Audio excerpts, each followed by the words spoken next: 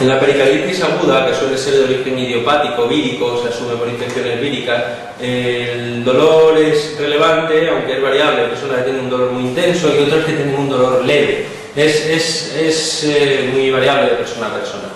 Conviene recordar que el roce pericárdico no es obligatorio para el diagnóstico de la pericarditis aguda. De hecho, el roce exige que haya una cantidad de líquido pericárdico suficiente para despegar las hojas del pericardio en algunos sitios y que en otros sitios estén en contacto íntimo, rozando durante los movimientos de sístole y diástole del ventrículo, de los ventrículos. Por lo tanto, el roce en absoluto es constante. De hecho, en un mismo paciente, en función de la posición en la que se encuentre en el momento de explorarlo, podemos ocultar el roce o incluso podemos dejar de oírlo. O podemos oírlo durante la sístole y en otra posición oírlo durante la diástole, es decir, es muy variable en función de la cantidad de líquido que haya y en función de la posición del paciente. Por eso no podemos en ningún caso admitir que el roce pericárdico es un dato obligatorio o constante para el diagnóstico de una pericarditis aguda.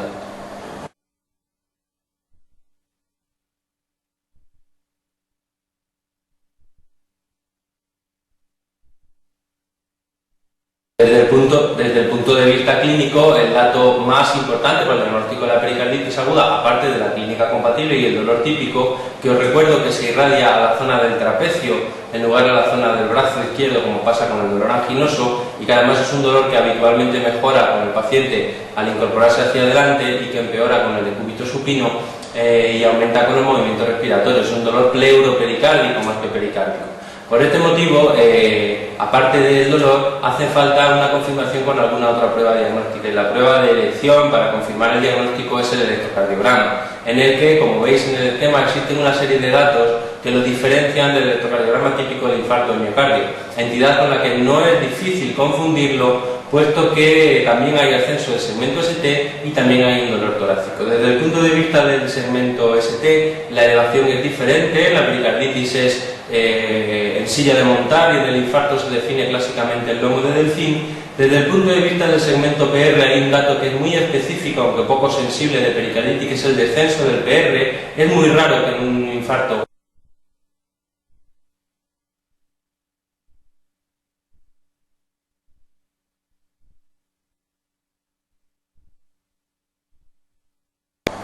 Cuando existe un taponamiento pericárdico, el aumento de presión intrapericárdica apachurra a las cavidades cardíacas. Y ese apachurramiento de las cavidades cardíacas hace que se colapsen. Y se colapsará primero la que tenga la presión más bajita en su interior, que es la aurícula derecha. Poco más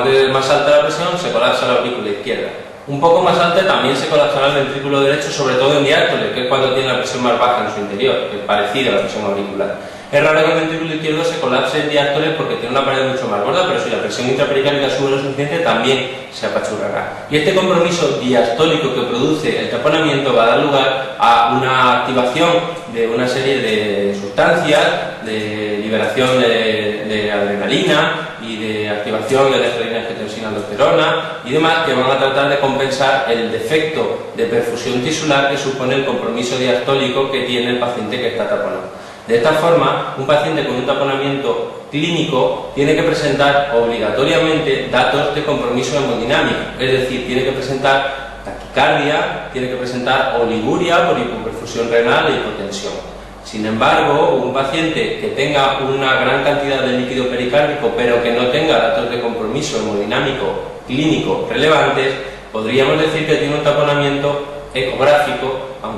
sin alcanzar un taponamiento clínico.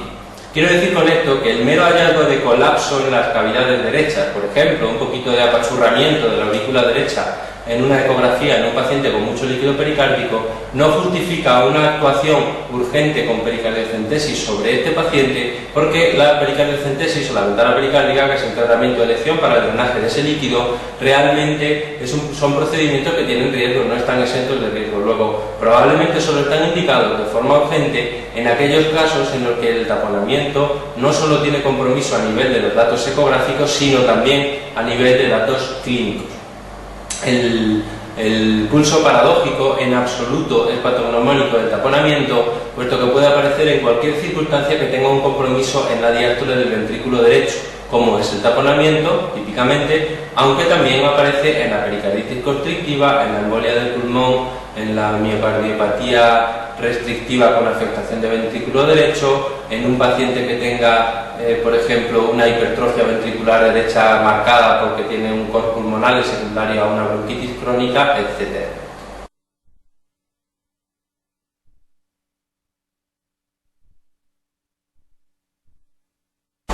La alternancia eléctrica en el electrocardiograma básicamente viene a explicarnos que el corazón está dentro de un gran saco lleno de líquido y que está continuamente bamboleando, de tal manera que a veces se encuentra muy cerca de la pared torácica donde está el electrodo explorador y tenemos un gran tamaño en la onda que corresponda, por ejemplo el QRS, y un ratito después, simplemente por movimientos respiratorios, a lo mejor el ventrículo izquierdo se ha separado de la pared torácica y la onda R o el QRS tiene una amplitud mucho menor. Por lo tanto, la alternancia eléctrica lo que viene a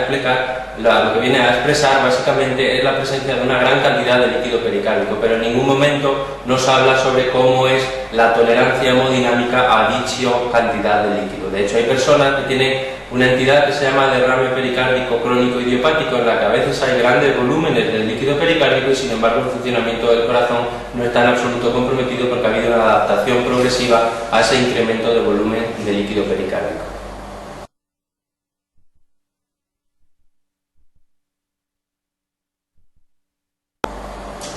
La pericarditis constrictiva podríamos discutir sobre las diferentes causas que la producen, pero debemos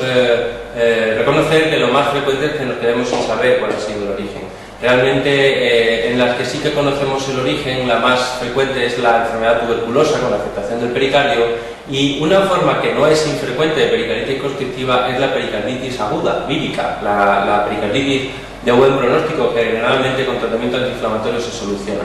No es que la pericarditis tenga facilidad para desarrollar constricción, de hecho es excepcional que una pericarditis aguda evolucione hacia constricción pericárdica. Sin embargo, es cierto que como la pericarditis aguda es un proceso bastante frecuente, pues aunque un número pequeño de ellas solo vayan a desarrollar episodios repetidos de pericarditis y acaben favoreciendo la aparición de constricción, es una entidad con cierta relevancia en el listado de causas de pericarditis constrictiva. Probablemente sea la tercera causa más frecuente tras la tuberculosa y la de origen desconocido o idiopática.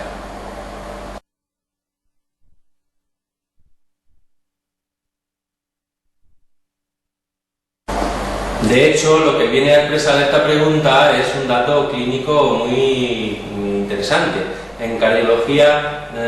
somos los responsables del diagnóstico de una enfermedad endocrinológica con mucha frecuencia, que es el hipertiroidismo. Con la mayoría de los pacientes sufren palpitaciones, arritmias, taquicardias, fibrilación auricular y acaban siendo remitidos al cardiólogo, que es un poco en el despistaje de las posibles causas el que detecta el hipertiroidismo. Y por otra parte hay una enfermedad cardiológica que no solemos ser los cardiólogos los primeros que la detectamos, sino que suelen ir antes al digestivo, porque son pacientes que tienen muchos datos de congestión periférica con afectación hepática, a veces con hígado de éxtasis marcados y con enfermedad hepática avanzada.